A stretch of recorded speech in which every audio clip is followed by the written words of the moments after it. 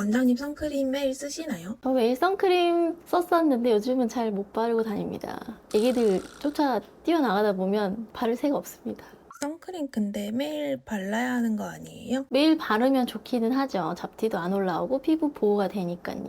90% 이상은 발라주면 좋지만 바르면 안 되는 경우도 있고요. 바르지 않아도 되는 상황들이 좀 있습니다. 오히려 선크림이 피부에 해가 되는 경우들이 있어요. 이런 경우는 오히려 선크림을 당분간 바르지 말라 하는 경우도 있습니다. 피부가 평소에는 괜찮다가 예민해져 있는 경우나 아니면 트러블이 막 왕성하게 올라오는 경우라면 선크림을 바르는 게 오히려 더 자극이 돼서 트러블이 더 폭발적으로 나는 경우들이 있거든요. 이런 경우에는 바르지 않는 게 피부에는 훨씬 도움이 됩니다. 그러면 선크림을 무조건 발라야 된다? 이거는 좀 틀린 말인 거네요. 네, 무조건 발라야 되는 경우는 사실 없습니다. 선크림을 사실 평소에는 잘 안 바르다가 여름이 되면 좀 많이 바르잖아요. 그렇죠. 여름 되면 많이 각성을 하시죠. 갑자기 잡티 신경 쓰이고 하면 새 것도 사보고 휴가 대비 장만하시죠. 성분이나 이런 걸 좀 보지 않고 급하게 사다 보면 피부에 좀 맞지 않는 성분들이 들어가 있는 걸 사는 경우들이 있어요. 그래서 쓰고 나서 너무 뒤집어져서 병원에 오는 경우들이 있습니다. 이게 선크림이 무조건 좋은 거라고 생각하시는데 보호막을 씌워주는 일종의 화장품입니다.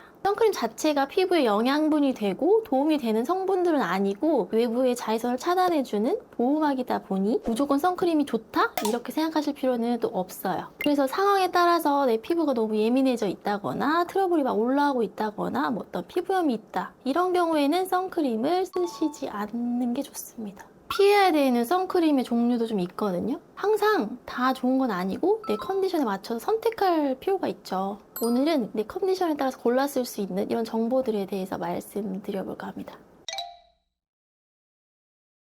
햇볕을 많이 바르면 색소가 올라오잖아요. 잡티 때문에. 그리고 얼굴도 새카매지고 그리고 이게 햇볕 때문에 노화도 발생하거든요. 주름도 자글자글 생기기 때문에 이런 것들을 다 차단해 줄 수 있는 역할을 합니다. 크게는 두 가지 기능이 있어요. UVA라는 자외선 그리고 UVB라는 자외선 두 가지를 차단해 주거든요. UVA는 이제 파장이 길어서 피부 깊숙이 침투하거든요. 그래서 피부의 노화를 촉진시킵니다. 그래서 계속해서 쬐다 보면 탄력을 잃고 주름도 생겨서 이제 점점 노화가 되는 겁니다. UVB는 피부 표면을 자극하는 건데요. 한마디로 햇볕을 오랫동안 보면 피부가 빨개지고 따갑거나 염증이 생기는 그런 현상을 나타내는 게 UVB입니다. 그래서 자외선은 피부 안쪽도 차단을 해줘야 되고 피부 겉에도 보호해줘야 되는 거죠. 그래서 이런 UVB나 UVA를 차단하는 능력을 뭘로 평가하느냐면 SPF나 PA라는 그 선크림 겉에 표시되어 있는 게 있어요. 이걸 보고 고르시면 되는데요. SPF는 이제 UVB를 차단하는 능력을 나타내는 수치입니다. 10에서 50까지 있고요. 그래서 숫자가 높을수록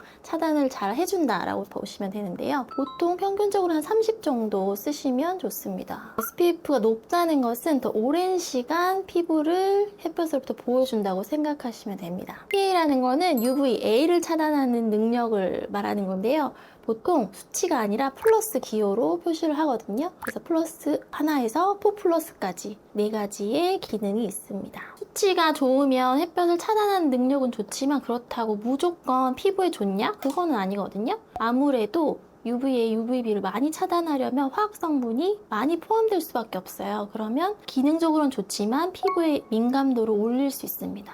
그래서 염증을 더 유발할 수도 있고요. 더 예민해질 수 있습니다. 피부에 너무나 염증이 많이 있고 따갑거나 이런 반응이 있는 상태라면 SPF 30 이상, PA 지수는 3 플러스 이상은 쓰지 않는 게 좋습니다. 왜냐면 그 많은 화학적 성분들이 오히려 피부를 더 악화시킬 수 있기 때문에 그렇습니다. 흔히들 SPF가 높거나 PA 플러스가 많을수록 더 많은 차단을 해주니까 무조건 좋다라고 생각하실 수도 있는데요. 그거는 꼭 아니라는 말씀 드리고 싶습니다. 만약에 여름 휴가를 간다거나 밖에서 오랫동안 골프를 친다거나 이런 경우라면 SPF 30 이상 40, 50 아니면 PA3 플러스나 4 플러스짜리를 쓰시는 걸 추천드리고요. 그 외 일반적인 상황이라면 그 이하의 것들을 추천드립니다. 그래서 이렇게 본인 상황에 맞게 고르시면 될 것 같아요. 그런데 자기 피부의 상태가 너무 예민하거나 트러블이 잘 올라오는 경우라면 좀 낮은 단계부터 시작해보시는 것도 추천드립니다. 선크림도 종류가 있어요. 두 가지가 있거든요. 무기자차와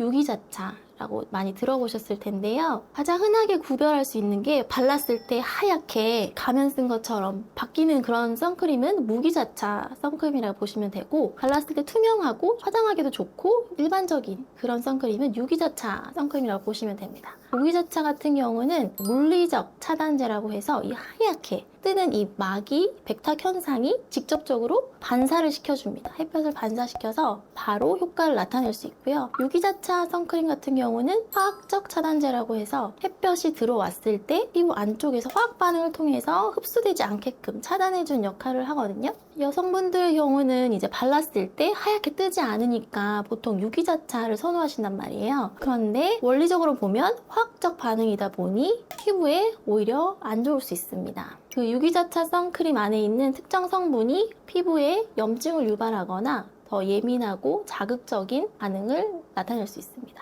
민감성 피부를 가지신 분들이라면 무기자차 선크림을 쓰는 게 좋겠죠? 무기자차 선크림 같은 경우에는 바르는 즉시 그 하얀 막이 햇볕을 차단해주니까 바로 쓰시면 외출하면 되고요. 유기자차 같은 경우는 화학 반응이다 보니 선크림이 작용하는 데까지 한 30분 정도의 시간이 걸려요. 그래서 외출하기 한 30분 전에 미리 발라두시는 것을 추천드립니다. 선크림을 나갈 때 한번 듬뿍 바르고 이제 신경 안 쓰시는 분들이 있잖아요. 그런데 선크림 한 2~3시간마다 효능이 떨어지기 때문에 덧발라 주시는 걸 추천드립니다. 그리고 보통 한 500원짜리 동전 사이즈만큼 짜서 얼굴 전체적으로 눈썹이나 눈두덩이까지 좀 꼼꼼하게 발라주시면 좋겠습니다. 선크림도 일종의 화장품이다 보니, 그리고 외부에서 먼지들이 다 묻어있다 보니 잘 깨끗하게 세안을 해줘야 되는데요. 보통은 클렌징 폼으로 세안해주면 웬만하면 다 깨끗이 세안이 됩니다. 워터프루프 선크림이나 지속력이 좀 센 제품들을 썼을 경우에는 이중 세안을 해주시는 게 좋은데요. 1차적으로 클렌징 워터로 한번 닦아주고, 두 번째로 클렌징 폼으로 꼼꼼하게 세안을 해주시면 되겠습니다. 결국에 선크림이 무조건 좋고 무조건 나쁘고 이런 건 없거든요. 내 피부에 맞게 선택을 해야 되는 게 가장 좋고요. 일반적으로는 SPF나 PA 지수도 중간 정도, 그리고 상황에 따라서 좀 센 것들을 골라서 쓰기를 추천드립니다. 그리고 특히 이제 민감한 피부, 뭐 어떤 피부염이나 염증이 잘 동반되는 피부라면 SPF나 PA 지수가 높지 않은 것들을 선택하는 게 좋고요. 유기자차보다는 무기자차가 그런 예민도를 좀 더 안정하게 잡아줄 수 있다는 것도 기억해주세요. 오늘 영상이 도움이 되셨다면 구독과 좋아요를 눌러주세요. 감사합니다.